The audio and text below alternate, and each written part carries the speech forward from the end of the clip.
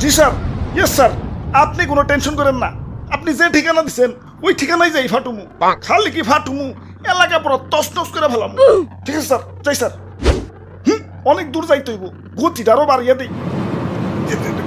বাপরে, গতি ঠেলাই তো চোখে কিছু দেখতেছি না, চশমাটা পরে বলি। কাগজ তুইটা গেল।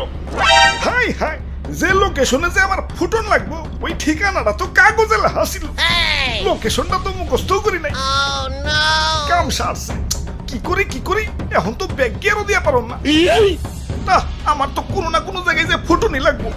কি করি কই পুরি। ওই তো সবুজ শ্যামল একটা দেশ দেখা যাইতেছে।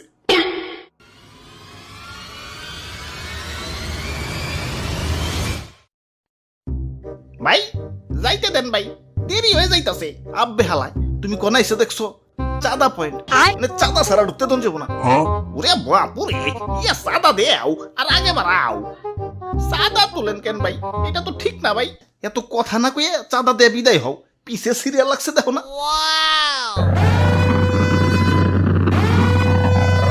আরে আরে খারাও, তো তাড়াহুড়া গেলা। ওই আমার পতাট কেউ না, আমার একটু সামনে গিয়া ফুটতে হইব। কিন্তু সামনে যাইতে হলে যে চাঁদা দেওয়া লাগবো।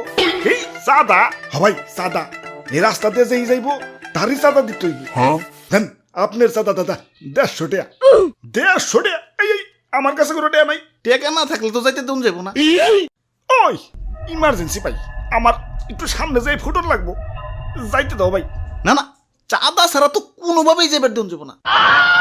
কাম সারছে রে, কোন দেশে বললাম? অন্য দেশে ঢুকতে গেলে তো এন্টি মিসাইল সিস্টেমের মুখোমুখি হইতে হয়, এনে তো চাঁদার মুখোমুখি অন লাগতাছে। ওরে বাপুরে, এইটাই আমাকে উন্নত প্রযুক্তির এন্টি মিসাইল সিস্টেম।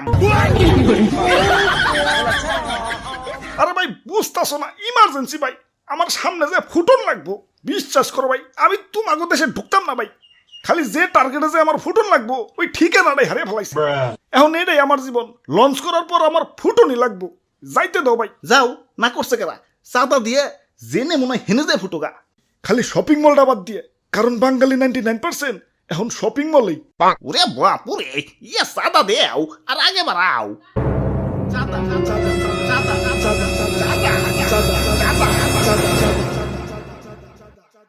আরে ধর, এই তখন মানুষের বেলায় কোথাও শান্তি পাইতাছি না। একে তো আমার জায়গায় জায়গায় ফুটিয়া ফাটিয়া দুনিয়া জুড়ে একটা গ্যাঞ্জাম বাজিয়ে দিছে, তার উপরে তোরা চাঁদাবাজিতে রাস্তা আটকে বই রইছস। ওই তোরা কি দুনিয়াটার একটু গুছিয়ে গেছে সুন্দর রাখতে পারস না? দুনিয়াটা তো তগই নাকি, তোরাই তো থাকোস, একটু মিলামিশা থাকুন যায় না? লোভ, হিংসা, ক্রোধ, ক্ষমতা তখন তো দিন দিন অমানুষ বানিয়ে দিতাছে।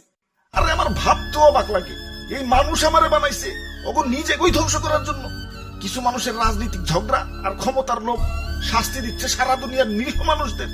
আমি যখন আকাশে উঠি, নিচে দেখি বাচ্চারা খেলছে। আরে আরে এদের স্বপ্ন ভাঙার জন্যই কি আমি তৈরি? এই সুন্দর পৃথিবীটা তো শুধু রাজনীতিবিদদের জন্য না, এটা সবার। এখানে শান্তিতে বেঁচে থাকার অধিকার সবার। শান্তি বাদ দিয়ে অশান্তি কেন করস তোরা? তোরা মানুষ না, তোরা সবাই অমানুষ হয়ে গেছস। তোরা যদি মানুষই হইতি, মানুষ হয়ে মানুষ মারতে পারতি না। তোরা সেদিনই মানুষ হবি যেদিন আমাকে বানানো বাদ দিয়া পৃথিবীটাকে সুন্দর বানানোর চেষ্টা করবি। তোরা সেদিনই মানুষ হবি যেদিন আমাকে বানানো বাদ দিয়া নিজের ভাইদেরকে বুকে টেনে নিবি। আরে এত কথা কিসের? ইনি কি সিনেমা দেখতে বইছি? ভালোই চাঁদা দিয়ে যাও, চোখের সামনে থেকে সরো। জ্ঞান দিতে আইছে।